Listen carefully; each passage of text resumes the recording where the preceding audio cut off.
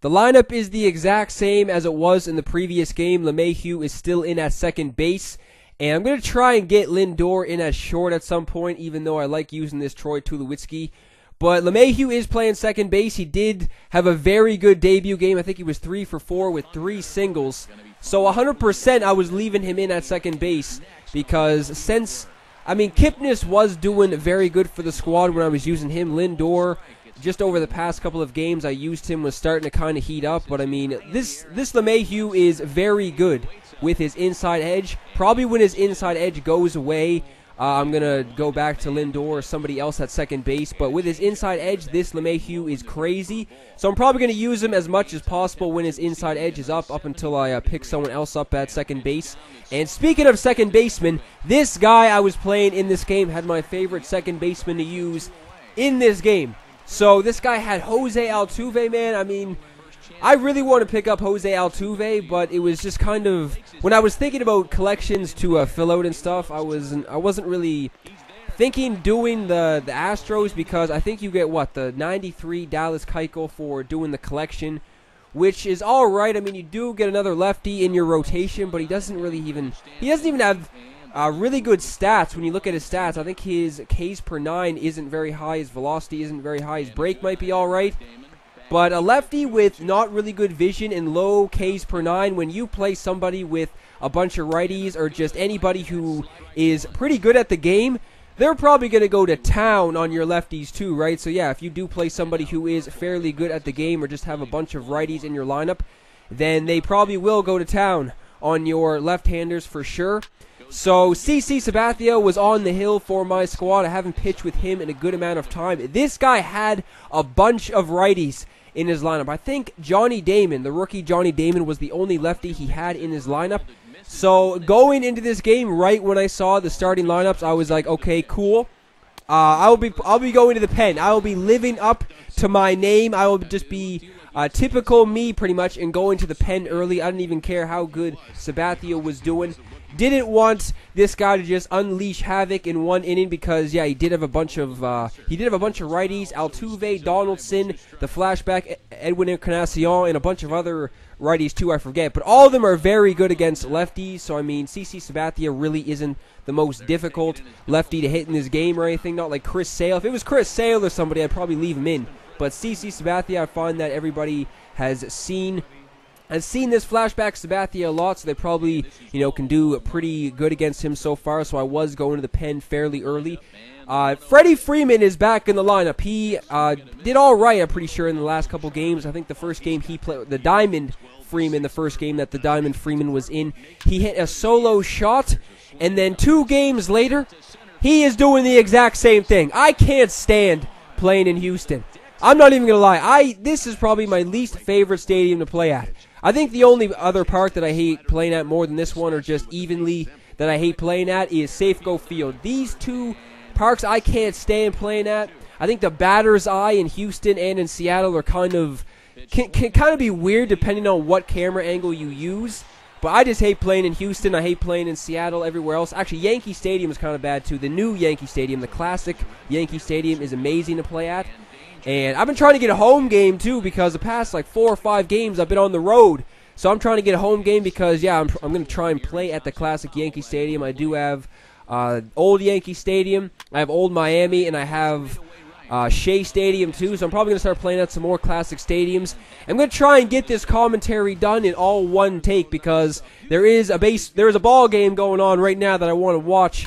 The Jays versus Rays are playing, and there's already some interesting stuff going on in this game. Chris Archer just threw behind Jose Bautista a couple minutes ago, so maybe just my luck, I will walk back out this door, and then there'll be fucking punches thrown. There'll be WWF. It'll be the late 90s of WWF on the baseball field. So yeah, I'm gonna try and not miss any of that. So I'm gonna try and get this commentary done all in one take.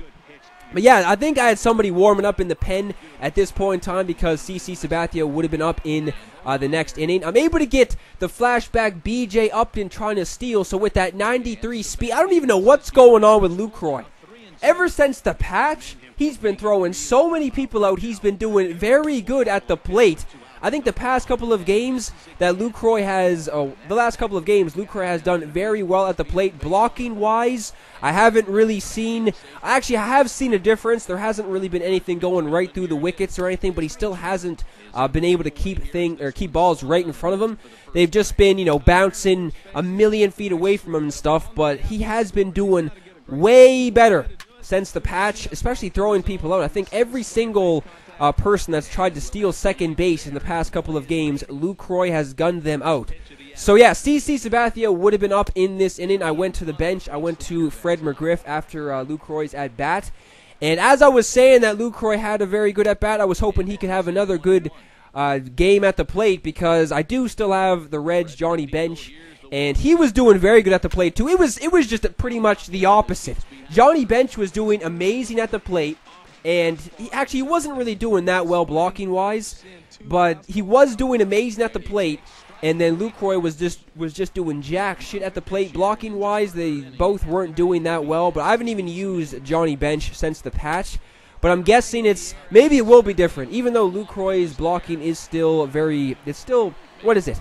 Isn't it high 70s at least? It may even be in the 80s. Johnny Bench's blocking is definitely above the 80s, so I mean, I may throw him back in there and see what he can do, if he can block something. Keep something right in front of him is what I'm trying to see, because Gary Sanchez has been the catcher in this game I've used, and I'm not even joking. I don't think one ball got by him. Not one was bounced a million feet to his left or right. Everything was kept directly in front of him pretty much.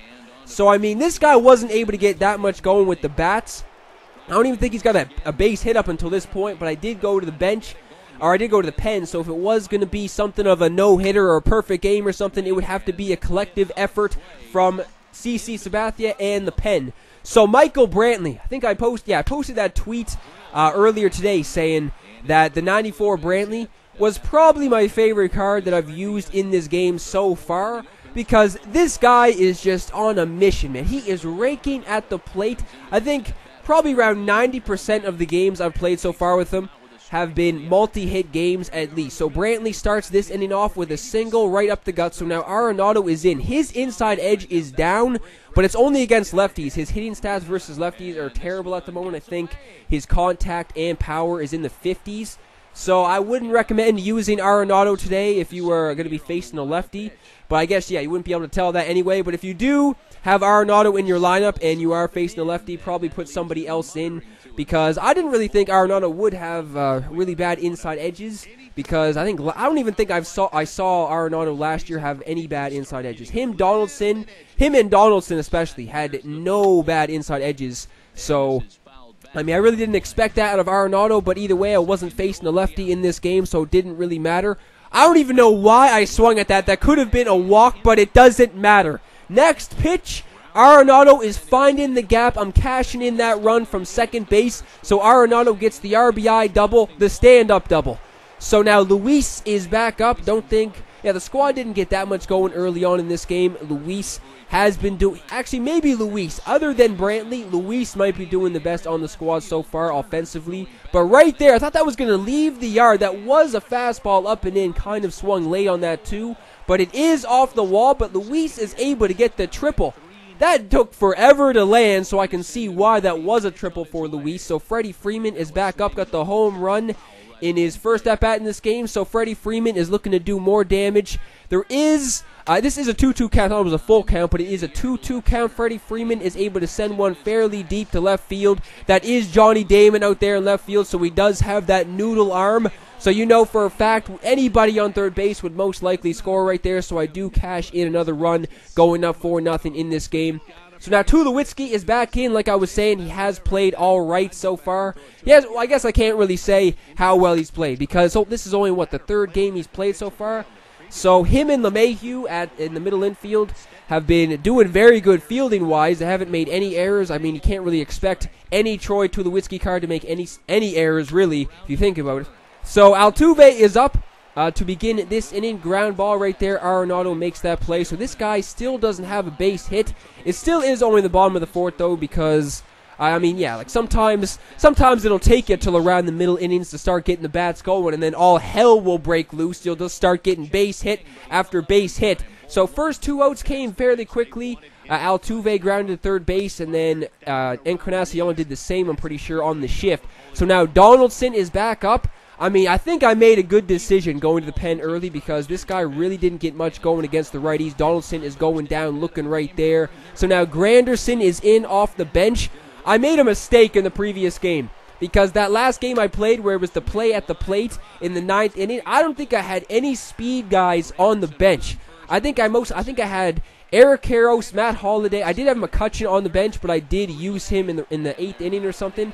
And then I forget who else I had on the bench, like Goldschmidt or something. I just had mostly power hitters, so I really failed. Going back looking at that game, I really did fail. I could have had like Jonathan Villar or something on the bench, and then I would have cashed in that run 100%. But that is the past. Kenny Lofton is getting a single right there. Kenny Lofton is just one of those guys, man, he's one of those slap hitters where he just slaps the ball to the left side of the infield or left side of the field, and it'll just land right before the left fielder or something. So I'm taking off for second base, and it doesn't even matter, man. Every single slide step when I've tried to take off for second base and even third base sometimes, Kenny Lofton has made it in there fairly easy. So Brantley is up again, and of course he's doing some damage, and this guy broke his PlayStation. His PlayStation is no longer with us. Lost connection. So yet another game, yet another very good game for the 94 Brantley.